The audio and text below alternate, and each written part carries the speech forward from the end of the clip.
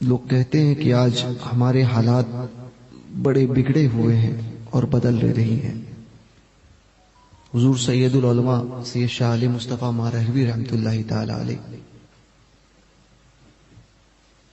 اقبال نے کہا کہ موت کے آئینے میں دکھا کر تجھے رکھے دوست، زندگی تیرے لیے اور بھی دشوار کرے. سید العلماء سید شاہ علی مصطفیٰ مارہوی رحمۃ اللہ تعالی علیہ سرکار غریب نواز کی بارگاہ میں حاضر ہوئے. حاضر ہونے کے بعد میں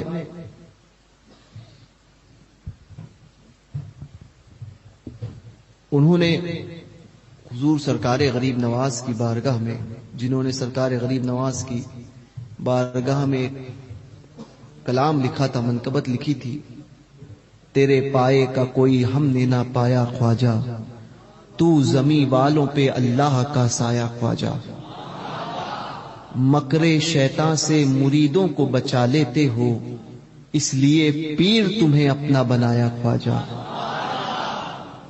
لے چلیں گے جو فرشتے مجھے دوزخ کی طرف، میں کہوں گا ذرا ٹھہرو لو وہ آیا خواجہ.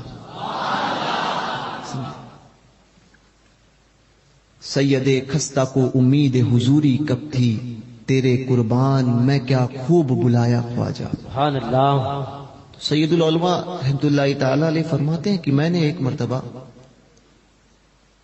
گجمیر شریف میں حاضری دی. جب سرکار غریب نواز کی بارگاہ میں حاضر ہوئے تو رات کا وقت تھا، خدام صفائی کر رہے تھے. سید میاں علیہ رحمہ درگاہ شریف میں اندر کونے کی طرف کھڑے تھے. روزانہ حاضری ہوتی تھی، مگر اس دن اتفاق تھا کہ سید میاں حضور سید العلماء پہنچے. سید العلماء کون ہے؟ حضرت سید شاہ علی رسول حسنین میاں نظمی مارہوی علیہ رحمہ کے والد امین میاں صاحب، امین ملت کے بڑے ابا. تو فرماتے ہیں کہ میں ماریرا میں اجمیر شریف میں غریب نواز کے آستانے پر اندر موجود رہا. لوگ آ جا رہے تھے اور پھر صفائی کا دور جو ہے وہ خدمت کا دور شروع ہوا. میں اندر تھا، خادم خدمت کر رہے تھے. خدمت ہونے لگی، مکمل جب ہوئی سب نکل گئے. میری آنکھیں بند تھی، مجھے خادم دیکھ نہیں پائے اور میں خادموں کہ مجھے پتا چلا کہ دروازہ کب بند ہو گیا اور آستانے کو بظاہر جو ہے وہ آستانہ معمول ہوا اور تالا لگایا گیا. سید میاں فرماتے ہیں میری اچانک آنکھ کھلی. جب دیکھتا ہوں، آنکھیں بند کر کے کھڑا تھا، آنکھ کھول کر دیکھا تو آستانے میں کوئی نہیں اور دروازہ لگ گیا ہے. دروازہ لگا ہوا دیکھا تو ایک ہیبت طاری ہوئی کہ غریب نواز کی بارگاہ میں اور میں، اور ظاہر سی بات ہے آپ کبھی مصطفیٰ چشتی میں چلے جائیں اور اکیلے کھڑے رہیں رات کے وقت میں تو آپ کی کیفیت کیا ہوگی آپ خود جانتے ہیں. کبھی کبھی ایسا ہوتا ہے کہ کہیں مزار شریف سے کوئی باہر تو نہیں نکل جائے گا، یا کہیں بازو سے کوئی آ کر کھڑا تو نہیں ہوگا. تو حضور سید العلماء کو ایک ہیبت طاری ہوئی. فرماتے ہیں کہ غریب نواز کی بارگاہ اور میں کھڑے رہے. پھر دیکھتے ہیں تھوڑی دیر بعد مزار غریب نواز اپنی جگہ سے غائب ہے اور ایک بڑا تخت جو ہے وہاں پر رکھا گیا، لایا گیا. اور پھر اولیاء کاملین کو دیکھا کہ بہت نورانی چہرے والے اس تخت کے ارد گرد جو ہے موجود ہوئے. اسی مجمع میں نے اپنے نانا، انہی اولیاء کی جماعت میں میں نے اپنے نانا حضرت سرکار شاہ جی اسماعیل حسن میاں قاسمی رحمت اللہ تعالی علیہ کو دیکھا، جن کا ماریرا میں عرس قاسمی ہوتا ہے. انہیں دیکھا تو تو میں نے اپنے نانا سے سلام کیا اور کہا کہ حضور یہ کون ہے؟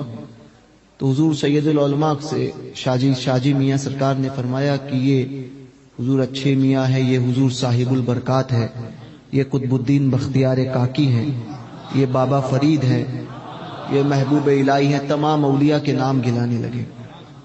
اب گنانے لگے، اس کے بعد میں اچانک آواز ہوئی کہ سرکار غریب نواز اس اچانک جو ہے تخت پر جو ہے ایک بزرگ جلوہ افروز ہوئے، بہت نورانی چہرہ تھا۔ میں نے کہا حضور یہ کون ہے؟ تو کہا کہ یہ سرکار ہند کے راجہ سرکار خواجہ ہے۔ سرکار غریب نواز کو دیکھا، سید العلماء فرماتے ہیں اب سارے اولیاء کاملین، بہت سے اولیاء تھے جو ارد گرد تھے سرکار غریب نواز کے۔ میں کھڑا تھا، اتنے میں ایک بزرگ اور آئے جو اپنے ہاتھ میں بچہ لیے ہوئے تھے،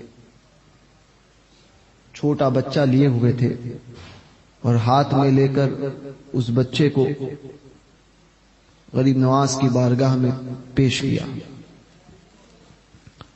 پوچھنے والوں نے پوچھا، سید العلماء نے پوچھا کہ حضور شاہ جی اسماعیل حسن میاں سے کہ یہ کون ہے؟ فرمایا جو بچہ لے کر جو بزرگ آئے ہیں یہی اعلی حضرت ہے، یہی اعلی حضرت ہے۔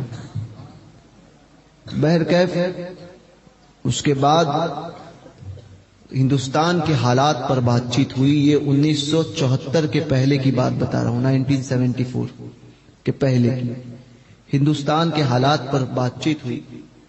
کچھ بزرگوں نے سرکار غریب نواز کی بارگاہ میں عرضی پیش کی کہ مسلمانوں کے حالات بڑے خستہ ہے، آپ کرم فرما دیں تو حالات کو تبدیل کیا جائے، تو آپ دستخط کر دیجئے تاکہ حالات تبدیل ہو جائے۔ سید میاں کہتے ہیں کہ ایک کاغذ جو ہے حضور غریب نواز کی بارگاہ میں پیش کیا گیا، ایک پرچہ غریب نواز کی بارگاہ میں پیش کیا گیا۔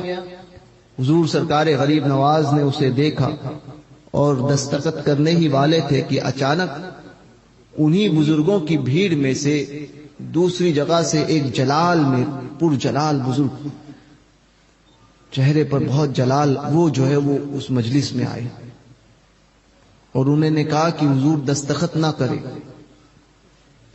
ابھی کچھ کاٹ چھاٹ باقی ہے، ابھی کچھ کاٹ چھاٹ باقی ہے، دستخط نہ کرے۔ سرکار غریب نواز نے اس کاغذ کو ہٹا کر رکھ دیا۔